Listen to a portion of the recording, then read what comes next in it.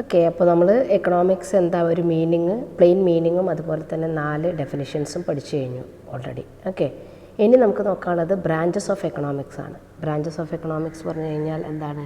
ശാഖകൾ, എക്കണോമിക്സിൻ്റെ വിവിധ ശാഖകൾ. എക്കണോമിക്സിന് 2 മെയിൻ സ്ട്രീമായിട്ട് തിരിച്ചിട്ടുണ്ട്, മൈക്രോ എക്കണോമിക്സും മാക്രോ എക്കണോമിക്സും. ആ വേർഡിൽ നിന്ന് തന്നെ മീനിങ് നമുക്ക് കിട്ടും. ഏതാണ്? There are 2 branches of economics mainly divided into microeconomics and macroeconomics. Microeconomics എന്ന് പറഞ്ഞു കഴിഞ്ഞാൽ എന്താണ്? Microeconomics, the term micro is derived from the Greek word micros, means small. Micro means എന്താണ്?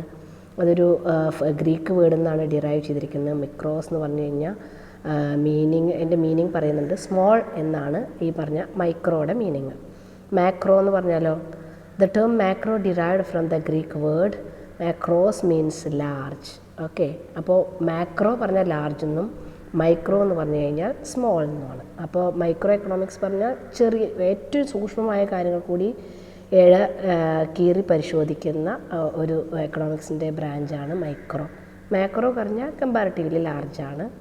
ഓക്കെ, പിന്നെ മൈക്രോ എക്കണോമിക്സിൻ്റെ രണ്ടാമത്തെ പറയുന്നുണ്ട് എന്താണെന്നുള്ളത്, it simply refers to the microscopic study of the economy. പറഞ്ഞുവല്ലോ, നല്ല സൂക്ഷ്മമായി എക്കണോമിക്സിന് പഠിക്കുന്ന ഒരു ശാഖയാണ് മൈക്രോ എക്കണോമിക്സ്. മാക്രോയോ, study of economy as a whole, അതായത് അത്ര സൂക്ഷ്മമായിട്ടുള്ള പഠനമില്ലെങ്കിൽ കൂടി എല്ലാം എക്കണോമിക്സിനെ ഒരു ഓൾ ഓവർ ആയിട്ടുള്ളൊരു സ്റ്റഡിയാണ് മാക്രോ എക്കണോമിക്സ്.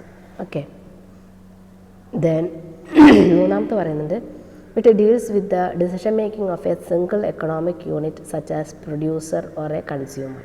അപ്പോൾ മൈക്രോ പറഞ്ഞു കഴിഞ്ഞാൽ ഏതെങ്കിലും ഒരു പെർട്ടിക്കുലർ ഒരു സ്മോൾ യൂണിറ്റിൻ്റെ അടുത്ത് പഠിക്കുന്നതാണ് മൈക്രോ എക്കണോമിക്സ്. മാക്രോ എക്കണോമിക്സോ, here we study about national income, gross national output, aggregate demand, aggregate supply, general price level. അപ്പോൾ ഇതിനെക്കുറിച്ചൊക്കെയുള്ള ഓൾ ഓവർ സ്റ്റഡിയാണ് മാക്രോ എക്കണോമിക്സ് എന്ന് പറയുന്നത്. മൈക്രോ എക്കണോമിക്സിൽ ഏതെങ്കിലും ഒരു ചെറിയ യൂണിറ്റ് എടുത്ത് മാത്രമേ പഠിക്കുന്നുള്ളൂ. It is also known as price theory or theory of firm. അതായത് മൈക്രോ എക്കണോമിക്സിനെ പ്രൈസ് തിയറി എന്ന് പറയും. മാക്രോ എക്കണോമിക്സിനോ പറയുന്നത് it also known as theory of income and employment. Income and employment തിയറിയാണ് മാക്രോ എക്കണോമിക്സ്. നേരെ മറിച്ച് മൈക്രോ എക്കണോമിക്സ് എന്താണ്? പ്രൈസ് തിയറിയാണ്. ഇവിടെ ഇൻകം ആൻഡ് എംപ്ലോയ്മെൻറ്റ് തിയറിയാണ്. ഓക്കെ, അപ്പോൾ ഇതാണ് മൈക്രോ എക്കണോമിക്സും മാക്രോ എക്കണോമിക്സും, 2 ബ്രാഞ്ചസ് ഓഫ് എക്കണോമിക്സ്. ഇനി അത് തമ്മിലുള്ള ഡിഫറൻസ് നോക്കാം. മൈക്രോ എക്കണോമിക്സും മാക്രോ എക്കണോമിക്സും തമ്മിലുള്ള ഡിഫറൻസ് ഒന്ന് നോക്കാം. Micro economics studies individual economic unit. നമ്മൾ നേരത്തെ പറഞ്ഞു, മൈക്രോ എക്കണോമിക്സ് എന്ന് പറഞ്ഞു കഴിഞ്ഞാൽ ഒരു ചെറിയ ഒരു ഇൻഡിവിജ്വൽ യൂണിറ്റിന് എടുത്തുള്ള പഠനമാണ് മൈക്രോ എക്കണോമിക്സ്. മാക്രോ എക്കണോമിക്സ് പറഞ്ഞു it studies the aggregate economic units. ഇത് പറഞ്ഞു കഴിഞ്ഞാൽ എല്ലാത്തിനും കൂടി ഒരുമിച്ചുള്ളൊരു പഠനമാണ് മാക്രോ എക്കണോമിക്സ്. രണ്ടാമത്തെ, it deals with determination of price and output in the individual markets. അപ്പോൾ മൈക്രോ എക്കണോമിക്സ് ആണ്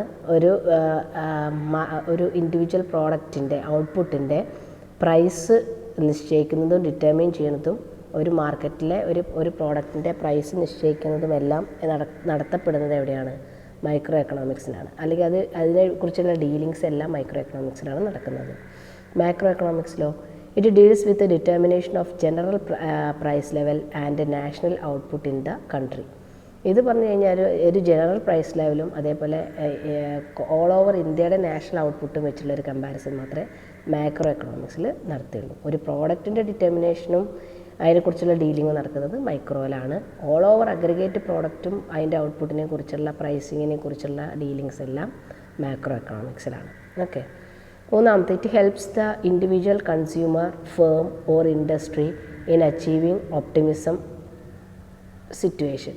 എന്താണ് പറയുന്നത്? Micro economics helps the individual consumer, firm or industry in achieving optimum situation. Okay, അതായത് ഒപ്റ്റിമം ആയിട്ടുള്ള അതിൻ്റെ maximum utility derive ചെയ്യാനുള്ള എല്ലാവിധ ഹെൽപ്പിങ്ങും micro എക്കണോമിക്സാണ് ഒരു പ്രോഡക്റ്റിൻ്റെ സഹായിക്കുന്നത്.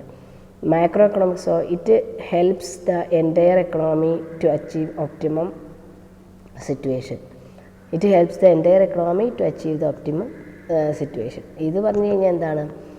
ഓൾ ഓവർ ഒരു എക്കണോമിയുടെ ഓൾ ഓവർ ആയിട്ടുള്ളൊരു സ്റ്റഡിയാണ് മാക്രോ എക്കണോമിക്സ് ആയ കാരണം ആ ഒരു നാഷൻ്റെ മൊത്തമായിട്ടുള്ള ഔട്ട്പുട്ട് ഒപ്റ്റിമം സിറ്റുവേഷൻ അറിയാൻ മാക്രോ എക്കണോമിക്സ് സഹായിക്കുന്നുണ്ട്.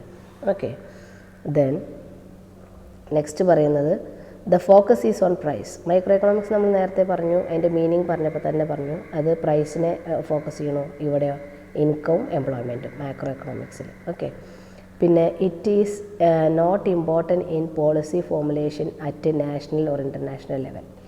അതായത് മൈക്രോ എക്കണോമിക്സ് ഒരു ഇൻ്റർനാഷണൽ ലെവലിലോ നാഷണൽ ലെവലിലോ പോളിസി, അതായത് ഏതെങ്കിലും ഒരു എന്താ പറയുക പോളിസി അഥവാ ഏതെങ്കിലും ഒരു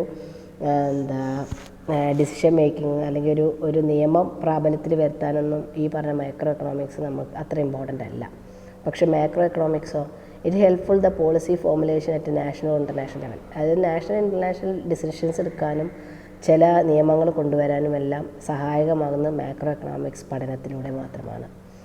പിന്നെ നെക്സ്റ്റ് പറയുന്നത് aims at efficient allocation and use of resources. Micro economics പറഞ്ഞു കഴിഞ്ഞാൽ എന്താണ്, എഫിഷ്യൻ്റായി റിസോഴ്സസ് എംപ്ലോയ് ചെയ്യുക, അത് യൂസ് ചെയ്യുക എന്നുള്ളതാണ് മൈക്രോ എക്കണോമിക്സ് ഡീൽ ചെയ്യുന്നത്. മാക്രോ എക്കണോമിക്സോ aims at fuller employment of resources, ഏറ്റവും മാക്സിമം റിസോഴ്സസ് ഉപയോഗപ്പെടുത്താമെന്ന് മാത്രമേ ഉള്ളൂ ഇവിടെ. പക്ഷേ അത് മാത്രമല്ല, അലോക്കേറ്റ് ചെയ്തായിരുന്നു റിസോഴ്സസ് യൂസ് ചെയ്യുക എന്നുള്ളൊരു തിയറി കൂടി മൈക്രോ എക്കണോമിക്സ് ഉണ്ട്.